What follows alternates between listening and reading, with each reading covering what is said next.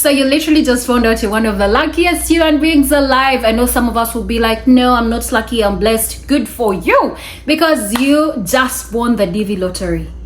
How exciting is that? Wow.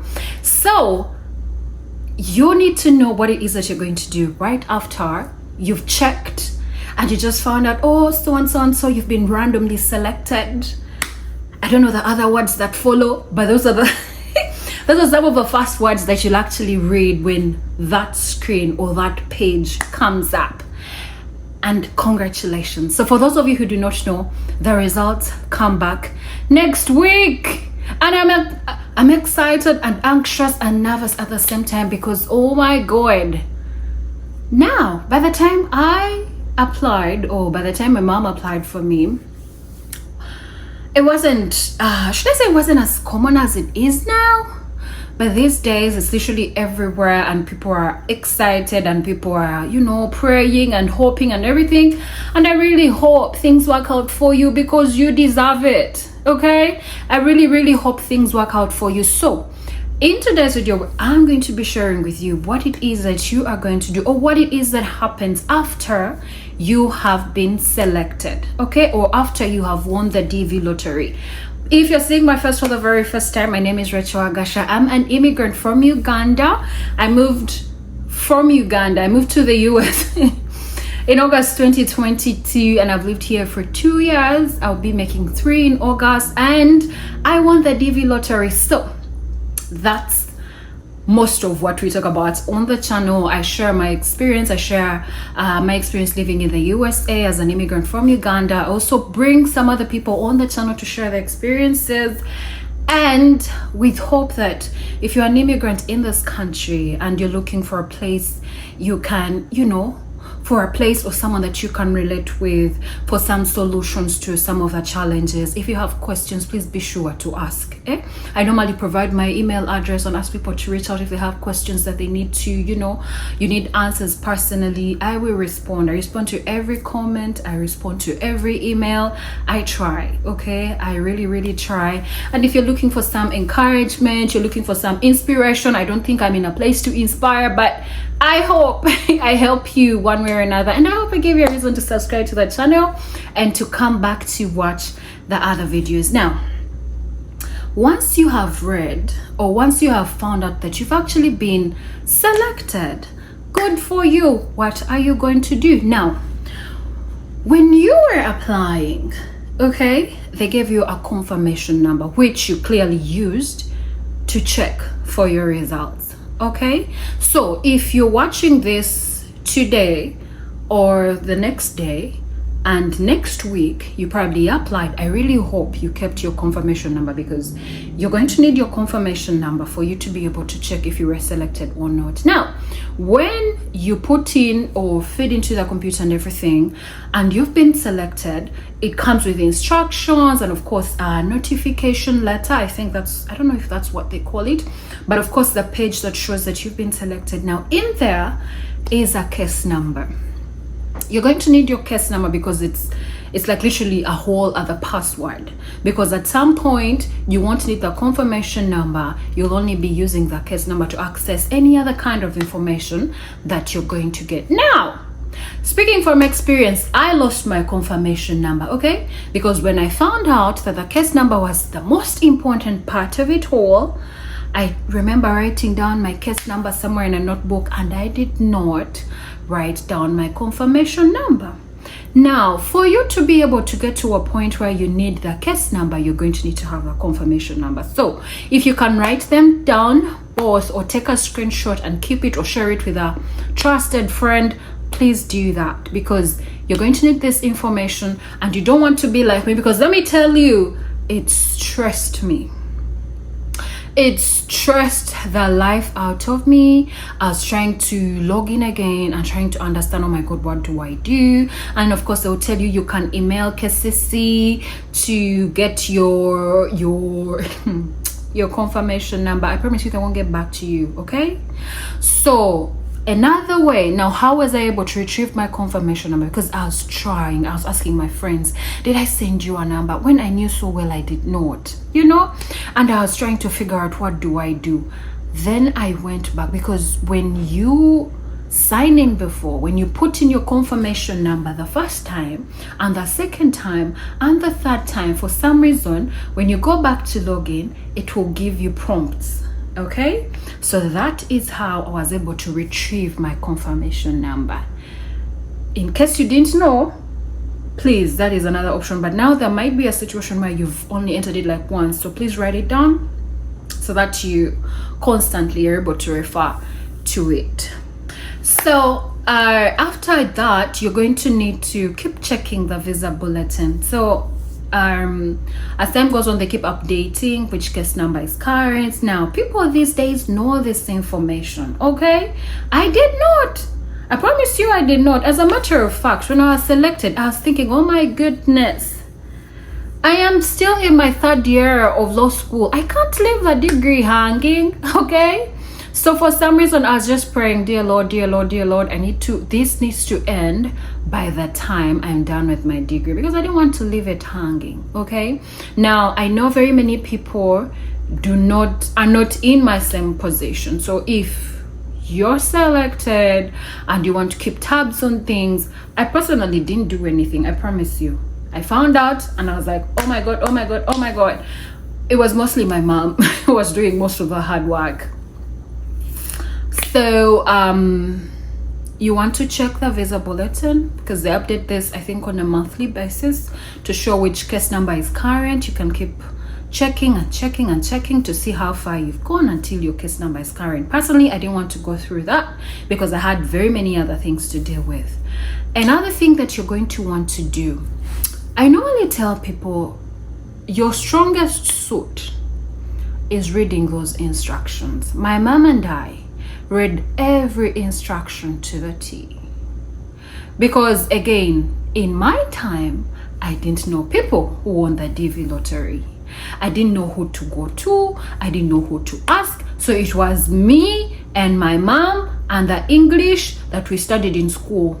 Okay, and mind you, American English is different, so it required some bit of interpretation and trying to understand, and things were refusing, but we read every instruction to the T of what documents do we need. So when you read those instructions, they're going to tell you what documents to get. Okay, now in my scenario, again, I convinced my mom that we were supposed to send the DS260 form with all the forms. No, when you are selected, you're supposed to fill out your DS260 form and submit it.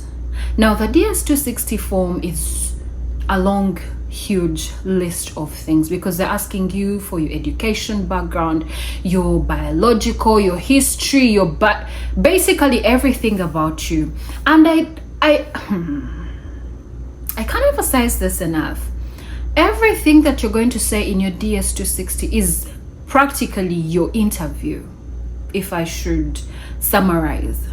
When you go to the embassy to do your interview, everything that you put in your DS260 is everything they are referring to interview you. Okay, so I would advise that everything that you intend to say or do, if you say you're married, okay, keep it that way. If you say you're divorced, keep it that way. If you want to go with somebody, if you want to marry, this DS260 is like the final part. Because when you applied, if you applied and you said you were not married and you intend to be married now, it has to be reflected in the DS260 so that you're not causing yourself any kinds of issues in the future. So I would recommend that you go fill it, because you have time. By the time you fill out your DS260 and by the time they get back to you, you basically can have that marriage and do everything that you want to do, but you need to fill out the DS260 and say I'm married, or I have a child, or this or that, and then start working on the documentation, because these things will hinder you one way or another. Because if what you're saying is inconsistent with what you put in the DS260, it's going to be different for you, and they will not hesitate. One thing I always tell people is, by the time they select you, your visa is there. Even if you're one man, one woman with 100 children, they will give you your visas. Okay? So you can't self-sabotage. Take your time. Take your time. Take your time. Personally, the results were the results were released in May. My mom found out I had been selected in June, so like a whole month later. Okay?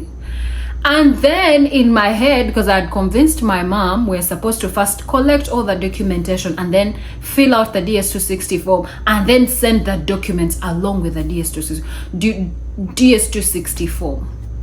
We took time. I promise you, I think I submitted my DS260 form in like October. Mind you, I found out in June, July, August, September, October. Like later, because I was still collecting the documents, and then we go back to read the instructions, and oh my god, we should have sent the letter a long time ago, the DS260 form. So we send the DS260 form. Now the next thing that you're going to do after filling your DS260 form, because they've instructed you and showed you what documents you need to look for, what documents you need to have, the next step is you taking your time. They give you about 7 months to a year to put yourself together, okay? Because they understand this process is going to be expensive. You need money, so look for it. They understand that we have our documents everywhere. Look for them, put them together, okay? So after you filled your DS260 form and submitted, please don't forget to take the screenshot of that DS260 form, the confirmation that you actually sent it, because they're going to ask for it at the interview. Please print it out. Basically, all I know is that I couldn't print it out directly. I think I could, yeah. I think it was something else that I couldn't print out. Print it out, keep it. I personally had a photocopy and then the original form. Then start to collect your documents, your education, academic documents, your birth certificate, your vaccine documents. If you've taken any vaccines, please put that together. Basically all your documents, I could say, okay? Have an updated passport, have the police certificate. Now, for the police certificate, they tell you they want one that is 6 months, like within the 6 months before your interview. Personally, I did my first letter of good conduct and then it expired 6 months later because I didn't know when they would get back to me, when they would schedule. So I wanted to have everything in order and everything together, so I had to renew. Okay, so I would recommend that for the police certificate, you wait a little bit, like after you get your second notification letter or before, because like I said, it takes about 7 months to a year, sorry. So you can gauge, okay, be like, okay, before this it will be 6 months prior. So get your documents in order, have that out of the way. Look for money, guys. I've had people asking me, oh, does the USA take care of you when you get there? Now, honestly, by that time I came, because again, like I said, we read all the instructions and everything in there. One of the recommendations for you to come to the USA is that you have a host. And one of the reasons for that is because they do not want you being a homeless person in their country. Actually, in the instructions, they say they don't want you to be a nuisance in their country. Now, I understand when you get here, you can apply for like affordable housing or actually housing, and apparently they can give you some money and all those things until you get yourself together. When you get here, whatever state you're in, look for those services. Okay, I had a host, so I was okay, but I applied for insurance, for medical insurance. I had medical insurance, and when I needed it, it was there, and they covered all my bills. Literally, up to today, they still send me messages, oh, this, that. But I moved states, so that insurance doesn't work for me anymore. But apply, because those services are there. Utilize them, okay? Then after you've gathered all your documents, by around, okay, like 7 months later, then they should be able to get back to you. And in the second notification letter, they probably scheduled your interview for you.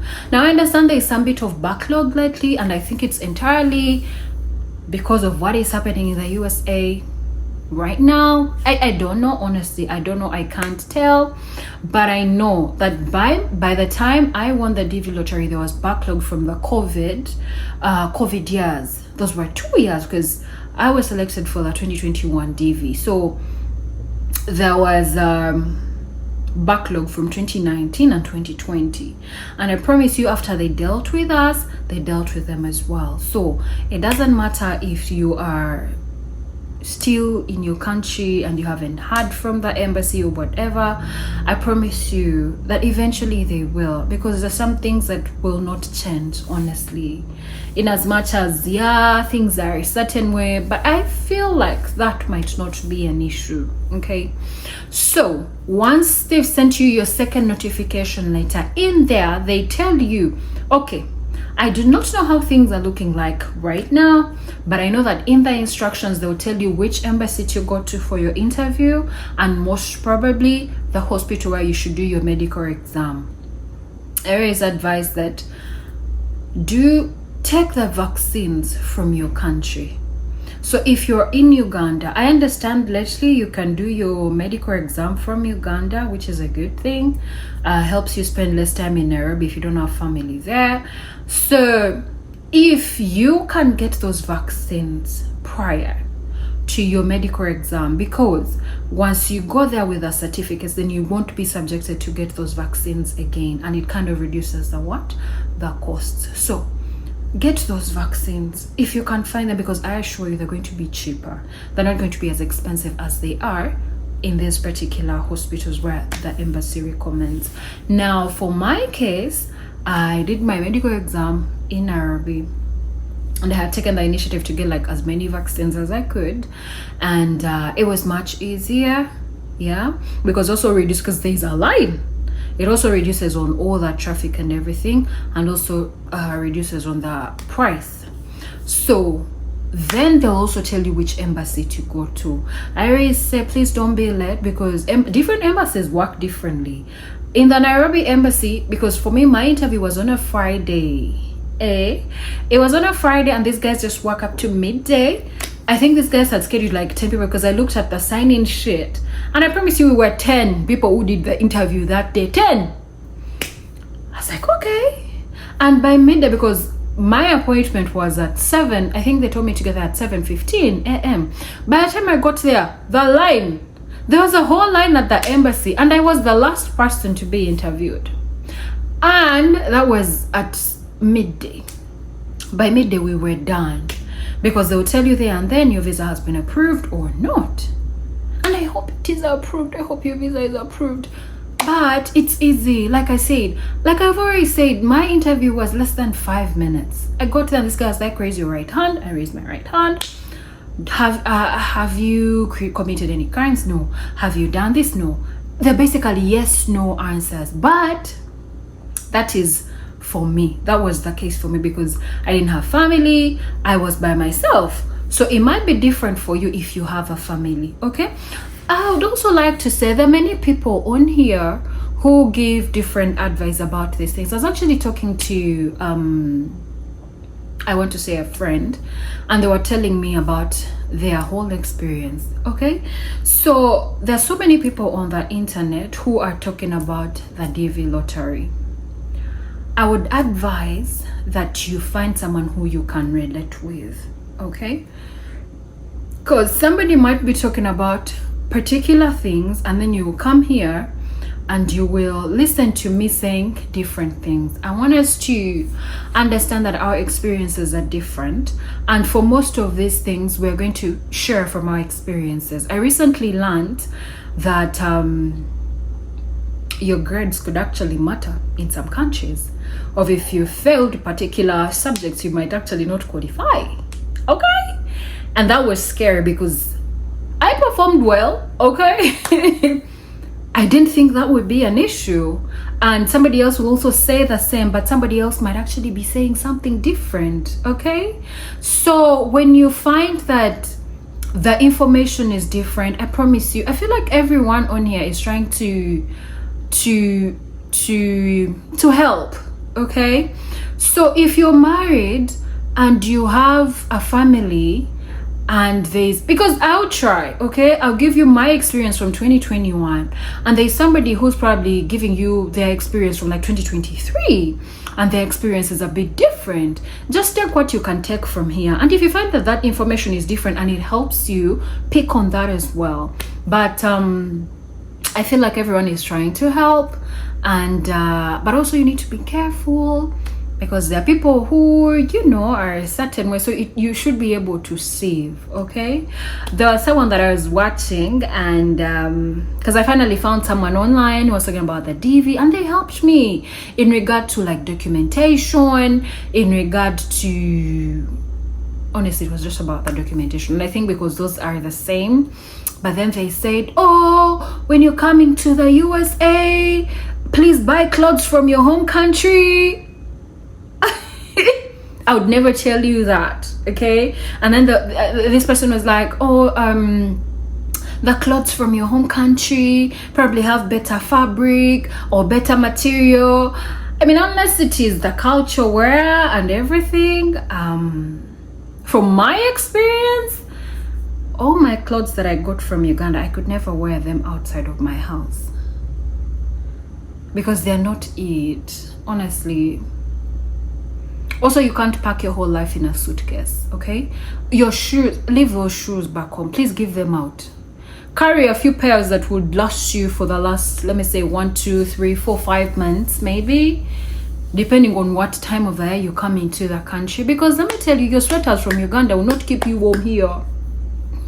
For some reason, they are not warm enough, okay? So if you can fill that suitcase with food and spices and everything, because also the food here might be a certain way for you. Like I was, up to today, I've never gotten used to the food here. So I would advise that don't go buying new clothes. You genuinely will get here and they'll be out of style, I promise you. And the clothes here are genuinely much better. I will not even lie about that. Like, yeah, you can carry your jeans and everything, but I wouldn't. If given the chance to go back, I wouldn't. But also I didn't carry clothes to to this country. But yeah, so that is what I was trying to tell you. I mean, depending on who you are, listen to people with a sieve, okay? Even I mean, I could be giving information that you can't relate with, so you should be able to, you know, sieve. So after you've found out and done your medical exam and where you're going to be doing your interview, go do your interview, okay?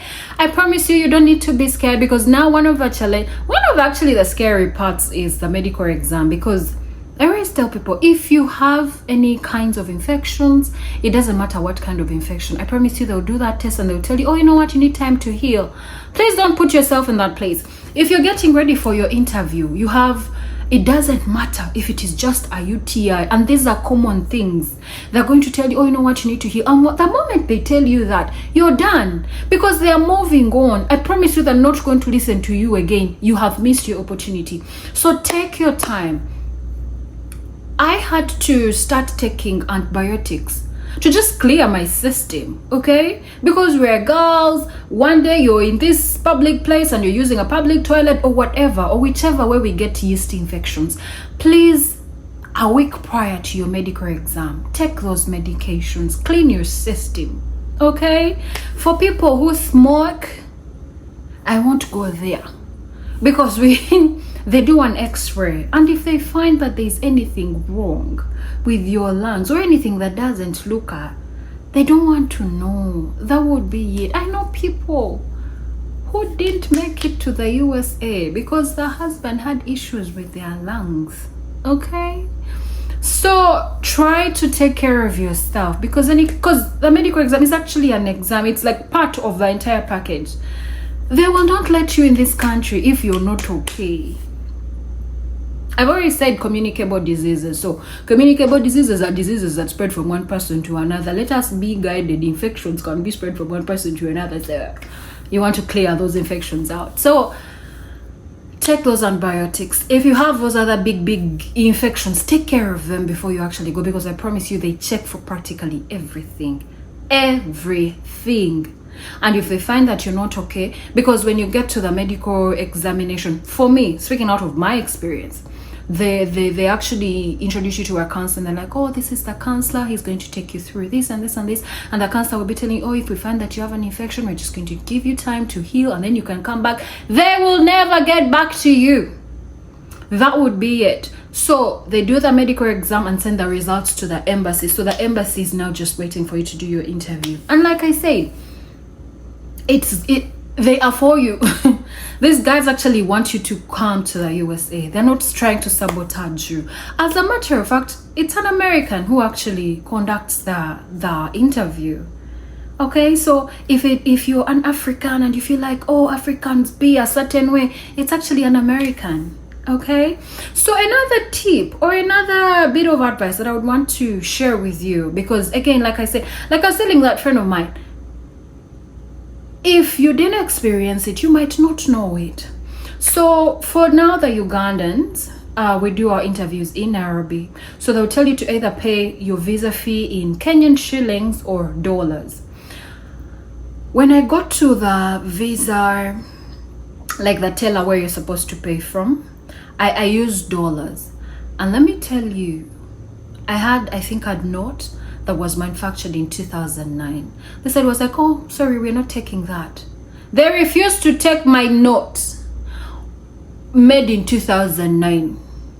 Okay, now you don't want that to be disorganizing you. When you decide to do $100 notes, please make sure you're getting notes that are from 2010 and above. Take time to look at their serial numbers, okay, so that you're not taking money that is old, because it can be disorganizing. No one is going to wait for you. Guys, you have to be prepared. You can't afford to self-sabotage.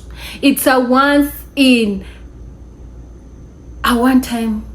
opportunity, basically, and it is there. Your visa is there. You just need to do everything right. Okay, if you're married, make sure your marriage certificate is registered. I don't know which body it is in your country, but in Uganda, URSB, make sure your marriage is actually registered.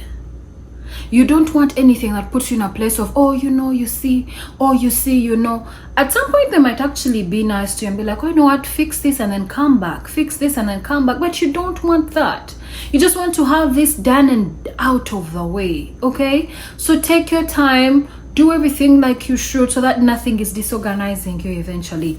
Okay, after you've done your interview, your visa has been approved, then you have to prepare for your entry in the USA. So they'll give you an envelope. I don't know if they still give those, but oftentimes, because now I thought there's probably money, because they tell you don't open that envelope. I don't know if they still do. If you have had an interview recently, please let us know.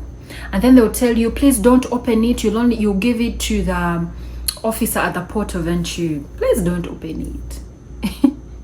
Don't open it, don't lose it, because in there are actually your copies of all your documentation, because I got there and I watched them open it, and also I know you enter the US, so you have 6 months. Your visa is valid for 6 months. Now it's up to you, but you have to make sure you're entering the USA before the expiration of the 6 months. Now again, don't self-sabotage. Please be in the USA when you should, okay?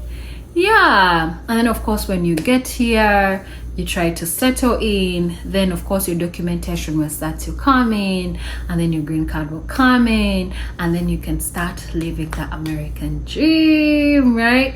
So like I've already said, there's space for all of us in this country. The country is big enough for all of us. If you know people who do not know about the DV lottery, please tell them, because these things are real. I mean, if there's another easier way apart from marriage, it's the DV lottery. I mean, it requires a lot of luck, it requires a lot of patience, it's a bit expensive, but I mean, it's worth it, okay?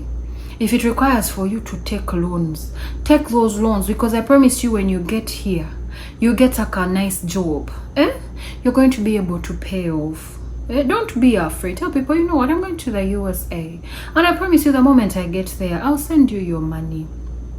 Do whatever it takes. Let money not be a hindrance for you, okay? Because when you get here, you're actually going to make the money, and I hope people trust you, and I hope you're a good person.